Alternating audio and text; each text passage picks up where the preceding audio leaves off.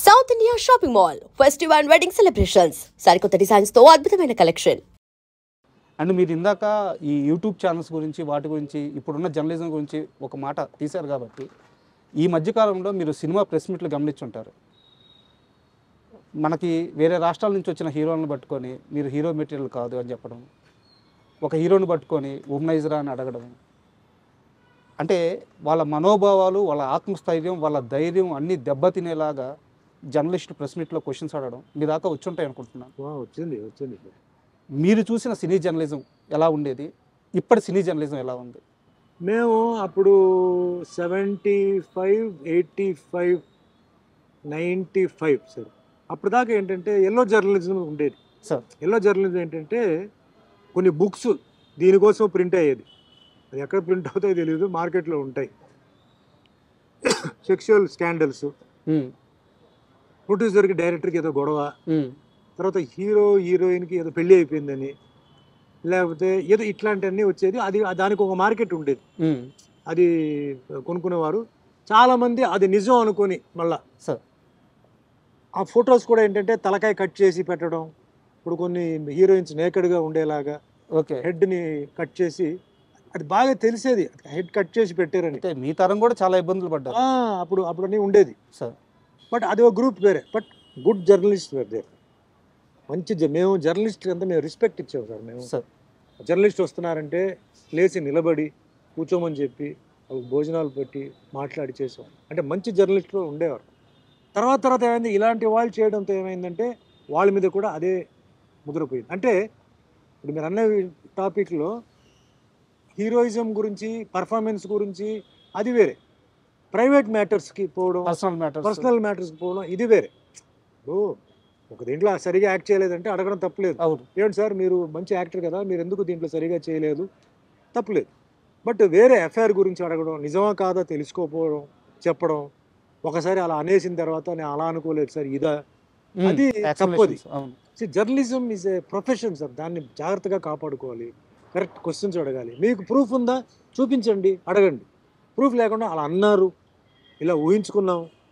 ఇప్పుడు ఒక hero heroine ఉన్నారు సార్, వాళ్ళు క్లోజ్గా మాట్లాడుతున్నారంటే వెంటనే మనం వాళ్ళు ఇద్దరు లవ్లో ఉన్నారు, ఎఫ్ఐఆర్లో ఉన్నారు అనుకోకూడదు. అవన్నీ పోయింది. ఇప్పుడు జనరేషన్ కూడా చేంజ్ అయిపోయింది సార్. ఇప్పుడు అబ్బాయిలు అమ్మాయిలు బయట వెళ్తున్నారు, హోటల్కి వెళ్తున్నారు, తింటున్నారు, బయట టూర్స్కి వెళ్తున్నారు, పేరెంట్స్ వదులుతున్నారు, ఎవరి డిస్టెన్స్ వాళ్ళు మెయింటైన్ చేస్తున్నారు. స్టూడెంట్స్ని ఇప్పుడు చాలామంది మనం తప్పుగా అనుకుంటాం, రాంగ్ అది. వాళ్ళు they are thinking in a different way. మనకన్నా వాళ్ళు 100 times బాగా, అంటే ప్రొఫెషన్గా మనం ఎలా ఎదగాలి, ఫ్యూచర్లో నువ్వు ఏమవుతున్నావు, ఏం చదువుకుంటున్నావు, నీ ప్లాన్ ఏంటి, ఈ విధంగా ఆలోచించే వాళ్ళు ఉన్నారు. టూర్స్కి వెళ్తున్నాం, ఆ మధ్యలో కొంచెం అలాంటివి వచ్చి కొంచెం జర్నలిస్ట్ మీద కొంచెం బ్యాడ్ వచ్చింది. జర్నలిస్ట్ని అవాయిడ్ చేయాలని చెప్పి కొన్ని వచ్చింది. కొన్ని జర్నలిస్ట్ మీద కూడా ఏంటంటే కొందరు వాళ్ళు మిస్బిహేవ్ చేయడం, వాళ్ళు మాట్లాడడం తెలియక ఏదో అంటే 10 మంది ముందు మనం అడిగితే అని చెప్తాం, అక్కడతో మేము కట్ చేసేస్తాం కదా, మేము ఎంకరేజ్ చేయం కదా. సో జర్నలిస్ట్ అనేది ఇట్స్ ఎ గ్రేట్ ప్రొఫెషన్. అది కరెక్ట్గా హ్యాండిల్ చేయాలి. కరెక్ట్గా చేస్తే ఎప్పటికీ మర్యాద ఉంటుంది, ఎప్పటికీ రెస్పెక్ట్ ఉంటుంది. లేకపోతే ఆ రెస్పెక్ట్ పోతుంది సార్. సార్ సుమన్ అనే వ్యక్తి పుట్టిందే ఆ శ్రీనివాసుని క్యారెక్టర్ చేయడానికి అని చెప్పి ఇప్పటికే కొన్ని లక్షల మంది నమ్మేశారు. మీరు నమ్మేయడం కాదు, నిజం కూడా అది. ఆ పాత్ర గొప్ప, అంటే ఆ పాత్ర గొప్పతనం అటువంటిది.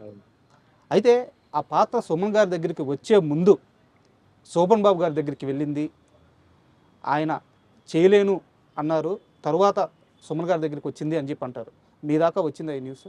లేదు సార్, అది రూమరే. ఎందుకంటే అప్పుడు నాగార్జున గారికి ఏజ్ వైజ్గా ఈక్వల్గా ఉండాలి, ఓకే, ఇమేజ్ వైజ్గా ఈక్వల్గా ఉండాలి, అప్పుడే బ్యాలెన్స్ చేయగలుగుతాం అని చెప్పేసి డిసైడ్ చేశారు సార్. ఇది రూమరే.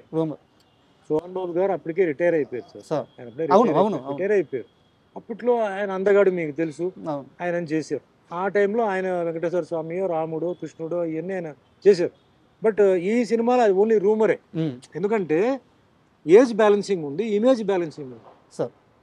అన్నమయ్య సినిమాలో అన్నమయ్య, నాగార్జున, మరి వెంకటేశ్వర స్వామి ఎవరు, ఆ ఏజ్ గ్రూపే రావాలి, ఆ బ్యాలెన్సింగ్ రావాలి. సో ఎవరు అక్కడ వెతకడం జరిగింది. ఆఖరికి వెతికి ఆఖరికి నాకు వచ్చిందనమాట ఆ క్యారెక్టర్. తప్ప సోహన్ బాబు గారిని అడిగారు, ఆయన వద్దన్నాడు, అప్పుడు నా దగ్గరికి వచ్చింది, అది రాంగ్. రూమర్సే. అండ్ కొన్ని నెలల క్రితం తిరుమల వెళ్ళి రాఘవేంద్రరావు గారిని కలిశాను నేను.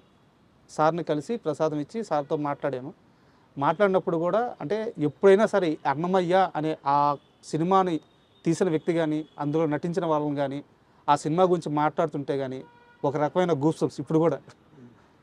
ఆ సినిమాని ఇప్పుడు రిలీజ్ చేస్తే చూడాలని కొన్ని కోట్ల మంది ఎదురు చూస్తున్నారు సార్. ఎప్పుడు ఉంటుంది? Annamayya cannot be redone sir, but can be released.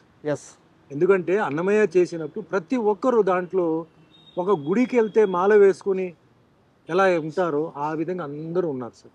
భయం భక్తితో ఉన్నారు, అందరూ చాలా నిష్టగా చేశారు. నేను ఒకడనే కాదు, అందరూ. డైరెక్టర్ రాఘవేంద్ర గారు అయితే హ్యాట్స్ ఆఫ్. ఆయన ఎర్లీ మార్నింగ్ రావడం ఆ ఒక డిగ్నిటీ మెయింటైన్ చేయడం. Annamayya cannot be remade sir, it can be only retelecasted. అదే సార్. ఇప్పుడు అది డిజిటల్గా మళ్ళీ కరెక్షన్స్ చేసి మళ్ళీ అది చేయాలి. ఆ రాఘవేంద్ర గారే చెయ్యాలి, ఆయన చేతిలో ఉంది. అది రావాలి, మళ్ళీ ఒక రౌండ్ అది తిరగాలి అనేది నా కోరిక. అంటే మీ నోటి ద్వారా వస్తే చాలా ఈజీగా పని అయిపోద్ది. వెంకటేశ్వర స్వామి గారికి మనం మెసేజ్ పెట్టాలి. ఆ వెంకటేశ్వర స్వామి దాన్ని మళ్ళీ రిలీజ్ చేసి, అంటే ఇప్పుడున్న డిజిటల్ కరెక్షన్స్తో, డిజిటల్ సౌండ్స్తో వాటితో చేసి, అంటే డాల్బీ సిస్టమ్ ఇలాంటివన్నీ బాగా ఇప్పుడు చేంజ్ అయింది కదా, ఆ లెవెల్లో దాన్ని చేస్తే నిజంగా చాలా గొప్ప విషయం, చాలా గొప్ప సినిమా అవుతుంది. అండ్ అది ఆయనే రాఘవేంద్ర గారే దాన్ని చెయ్యాలి. మేమందరం వెయిటింగ్ సార్ ఆ సినిమా. నేను జీవితంలో ఎంతోమంది డైరెక్టర్స్తో వర్క్ చేశాను. రాఘవేంద్ర గారితో నేను కమర్షియల్ సినిమా చేయాలని చెప్పి అనుకున్నాను, అవకాశం రాలా. నాకు మార్కెట్ ఉన్నప్పుడు ఆయన బిజీ, నాకు ఆయనకి ఖాళీ చేద్దామన్నప్పుడు నాకు మార్కెట్ కొంచెం అప్ అండ్ డౌన్. ఆయనంతా ఒక సిస్టమ్, నీకు వదిలేసాను, తర్వాత చూద్దాను. కానీ భగవంతుడు ఏం చేశాడు, అద్భుతం, అదంతా వద్దురా నీకు, అంతకన్నా బెటర్ ఇస్తాను నేను రాఘవేంద్రరావుతో, ఉండని చెప్పి ఇది ఆయన చేతులతో నన్ను చేశారు. ఆ సినిమాలో అంత గొప్ప పేరు, ఆ సినిమాలో ఆ లుక్, ఆ సినిమా ఆ ఫీలింగ్ అది వచ్చిందంటే డైరెక్టర్ రాఘవేంద్ర గారు, ఎంటైర్ టెక్నీషియన్స్ అండి, అందరికీ వందనాలు. అలాగే అవకాశం ఇచ్చిన నాగార్జున గారికి, మోహన్ బాబు గారికి, అందరికీ నేను పాదాభివందనాలు నేను చేస్తున్నాను. సార్, ఇందాక శోభన్ బాబు గారి ప్రస్తావన వచ్చింది కాబట్టి ఒక క్వశ్చన్ సార్. శోభన్ బాబు గారు ఇన్వెస్ట్మెంట్స్ విషయంలో ఇండస్ట్రీలో చాలామందికి ఒక మార్గనిర్దేశం చేశారు. ఆయన మాట విని లైఫ్లో బాగా సెటిల్ అయిన వాళ్ళు చాలామంది ఉన్నారు అని చెప్తారనమాట. మీరు మీ లైఫ్లో ఇన్వెస్ట్మెంట్స్ ఎలా చేశారు? ఈరోజు మీ ఫైనాన్షియల్ పొజిషన్ ఎలా ఉంది? నేను అప్పట్లో నాకు అంత సీరియస్గా నేను అంటే ఈ మల్టిప్లికేషన్ తర్వాత ఇవన్నీ నేను చేయలే సార్.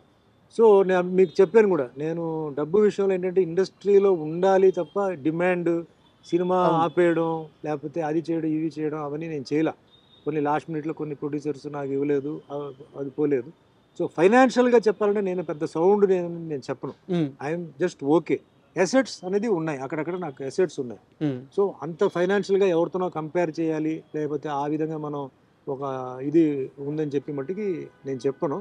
బట్ శోభన్ బాబు గారు ఆయన అడ్వైస్ ఇచ్చారు, బట్ ఆయన ఇచ్చిన అడ్వైస్ అందరికీ అది కుదరలే. ఎందుకంటే నాకు చేశాను దోషి నిర్దోషి సినిమాలో సో చెప్పినాడు కూర్చో. ఆయన డాటర్ మా మదర్ స్టూడెంట్, ఓకే, మృదుల అని చెప్పి మా మదర్ స్టూడెంట్. సార్, సో దోషి నిర్దోషి సినిమాలో నాకు ఫస్ట్ పరిచయం అయినప్పుడు ఆయనకి ఎల్ఐసి పాలసీస్ అన్ని బాగా చేసేవారు అనమాట. సార్, అప్పట్లో అదే ఇన్వెస్ట్మెంట్, అదే బాండ్స్ ఇవన్నీ అలా అది అన్నీ ఆయనకి చెప్పేవారు. But same time Sobhan Babu garu ఆయన లైఫ్ స్టైల్ కూడా వేరే అండి. ఆయనదన్నీ branded shirts, branded shoes, branded glass, perfumes, ఇవన్నీ చాలా క్లాస్, చీప్ ఇది ఉండదు ఆయనకి. అప్పట్లో కారు కూడా ఏంటంటే ఆయన మంచి మాడిఫైడ్ కారు ఇలాంటివన్నీ ఆయనకి ఇది అంటే ఆ షోక్ ఉండేది అనమాట.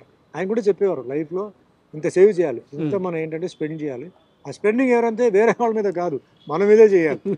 మనం మంచి ఆర్టిస్ట్ కాబట్టి మంచి బట్టలు, మంచి బయటికి వెళ్ళినప్పుడు మనం సినిమా షూటింగ్ బట్టలు వేరే, మన స్టైల్ ఇలా అలా ఉండాలి అని చెప్పేవారు. పర్ఫ్యూమ్స్ అన్నీ ఆయన దగ్గర బాగా నాకు చెప్పేవాడు. ఆయన పర్ఫ్యూమ్స్, ఏమేమి పర్ఫ్యూమ్స్, గ్లాసెస్, ఎస్పెషలీ ఆయన గ్లాసెస్ పిచ్చి బాగా ఉండేది.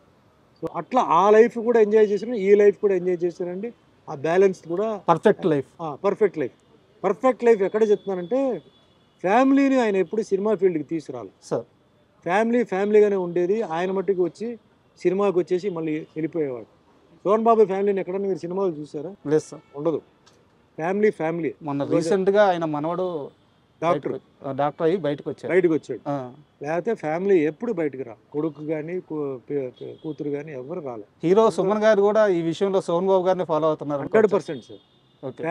ఫ్యామిలీగానే ఉంటుంది. పని అంటే ప్రోగ్రాము, ఫంక్షన్. ఎందుకంటే ఆ ఫ్యామిలీ లైఫ్ అనేది డిస్టర్బ్ అవ్వకూడదు. వర్క్ ఇంటికి వెళ్దు, ఇల్లు వర్క్కి రాదు. నేను వర్క్లో ఉన్నప్పుడు ఇంటి నుంచి ఫోన్ రాదు, నేను ఇంటికి వెళ్ళినప్పుడు ఆ ఫోన్ అక్కడికి రాదు, అది వేరే మనిషి ఉన్నారు, వాళ్ళు చూసుకుంటారు. అంత అవసరం అయితే తప్ప. అంటే ఇప్పుడు సెల్ ఫోన్ ఉంది కాబట్టి మెసేజ్, ఎమర్జెన్సీ వాట్సాప్ మెసేజ్, మాట్లాడాల్సిన పని లేదు, వాట్సాప్ మెసేజ్. ఫ్యామిలీకి ఒక ఫ్యామిలీ దొరకడం అనేది చాలా అదృష్టం సార్. ఒక భార్య, పిల్లలు. ఎందుకంటే ఇప్పుడు చూస్తున్నాను కదా, అన్ని సిస్టమ్ మారిపోయింది. తల్లిదండ్రులను ఎవరు అంటే గమనించట్లేదు, మాట్లాడడం. ఎందుకంటే 2 సైడ్ల మిస్టేక్ ఉంది. ఎవరికి వాళ్ళు తల్లిదండ్రులు బిజీ అంటున్నారు, ఫారెన్ అంటున్నారు, ఆ ఫంక్షన్ అంటున్నారు, ఈ మీటింగ్ అంటున్నారు. మరి ఎప్పుడు మీరు పిల్లలతో టైం స్పెండ్ చేసి, పిల్లలు ఎవరితో మాట్లాడాలి? పక్క ఇంటి వాళ్ళతోనా, పని వాళ్ళతోనా, ఎవరితో? అది అర్థం చేసుకోవాలి. 50% ఫాల్ట్ పేరెంట్స్. మీరు చెప్తారు పేరెంట్స్ పిల్లలను పట్టించుకోవట్లేదండి, పిల్లలను తిడుతున్నారండి, పిల్లలు కొట్టడానికి వచ్చారండి. ఎందుకు వస్తారు కొట్టడానికి? ఎందుకు తిడుతున్నారు? మీరు ఎన్ని రోజులు ఉన్నారు పిల్లలతో? నేను అందుకే చిన్నప్పుడు ఉన్నప్పుడే, మా పాప చిన్నప్పుడు ఉన్నప్పుడే నేను ఇంటికి వెళ్తే ఆవిడ స్కూల్ నుంచి వస్తే ఆవిడతో నేను టైం స్పెండ్ చేసేవాడు. ఏదో స్కూల్ నుంచి బుక్స్ అది ఇది ఏదో అట్లా ఇట్లా. తర్వాత ఆవిడ ఫ్రెషప్ అయిపోయి గడుకునేప్పుడు ఆవిడతో కొంచెం ఆడుకోవడం. అంటే ఆ కనెక్షన్ నేను ఎప్పుడూ మెయింటైన్ చేశాను సార్. ఇంక్లూడింగ్ ఆవిడ స్కూల్ బస్లో ఎప్పుడైతే దిగుతుందంటే, నాకు షూటింగ్ లేకపోతే కారు తీసుకొని నేను మెయిన్ రోడ్కి వెళ్ళిపోయి ఆవిడ పికప్ చేసి నేను తీసుకొచ్చేవాడు.